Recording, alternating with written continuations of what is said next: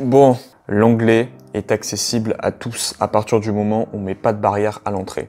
Le problème quand on souhaite vraiment augmenter d'un niveau en anglais, c'est qu'on a l'impression que c'est inaccessible. On ne prend pas assez en compte l'aspect plaisir, l'aspect découverte, l'aspect aventure dans cette langue. Tout le contraire qu'on apprend à l'école. On parle de sujets dits sérieux, les fameuses breaking news, les sujets d'actualité. C'est bien, je dis pas le contraire, mais il faut laisser aux élèves désireux de parler d'un sujet qui les touche. Depuis tout petit, on rabâche le mécanisme grammatical. Il faut faire une phrase sujet, verbe, complément. Bon, ça c'est classique, il faut suivre une structure. Le problème, c'est que rester sur ça, surtout quand tu es un enfant, ça rend pas l'anglais divertissant. L'anglais ne devient pas quelque chose qui nous anime. Donc par la suite, tu vas avoir l'impression que pour construire une phrase, il va te falloir beaucoup de temps. L'anglais est beaucoup moins théorique, sophistiqué, pas besoin de mouler la phrase.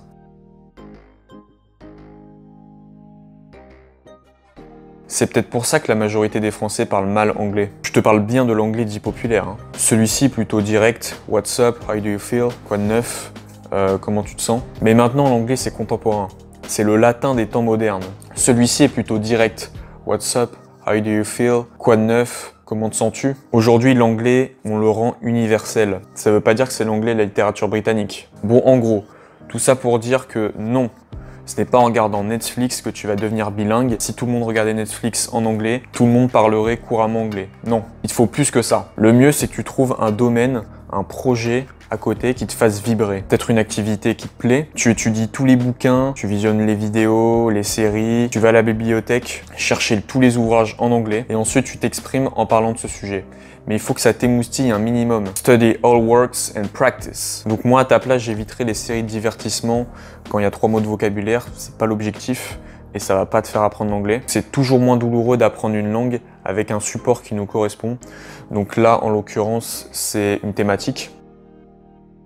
Ça peut être n'importe quoi, hein. Cuisine, musique, sport, football, si tu as un sport en particulier, si tu as une appétence en particulier. Si tu as un sujet, une thématique, pas forcément quelque chose de physique, psychologie, la vente, n'importe. Voilà, tous ces sujets, tu peux largement en trouver en anglais. Donc tu l'auras compris, pour parler simplement en anglais sans prise de tête, le mieux, c'est que tu te rattaches à quelque chose qui te fait plaisir. C'est que tu te rattaches à un domaine qui te fait plaisir. N'apprends pas juste l'anglais, le vocabulaire comme ça aléatoirement.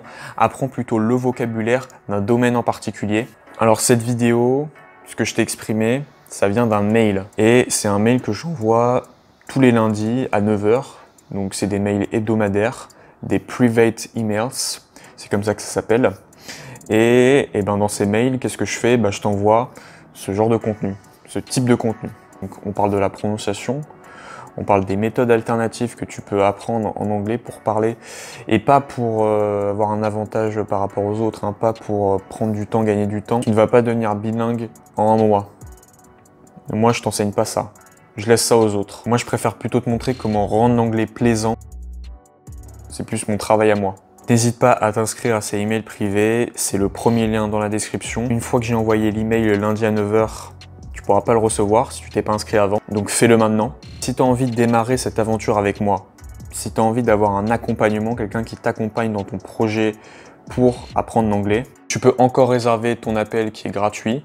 Et donc dans cet appel, on va voir un peu tes objectifs, comment tu peux apprendre l'anglais du coup en te servant de ton domaine de prédilection pour, on va dire, perfectionner et atteindre ton objectif, ton but que tu t'étais fixé en anglais. Et donc c'est le lien en dessous dans la description. N'hésite pas à drop ton like en dessous de cette vidéo, ça me ferait très plaisir pour le référencement et aussi pour montrer que tu es actif. N'hésite pas aussi à t'abonner à la chaîne et à activer la cloche des notifications pour recevoir les prochaines notifications, prochaines vidéos sur ton fil d'actualité directement. N'hésite pas aussi à me laisser un commentaire si tu as un besoin en particulier ou un thème qui te ferait plaisir.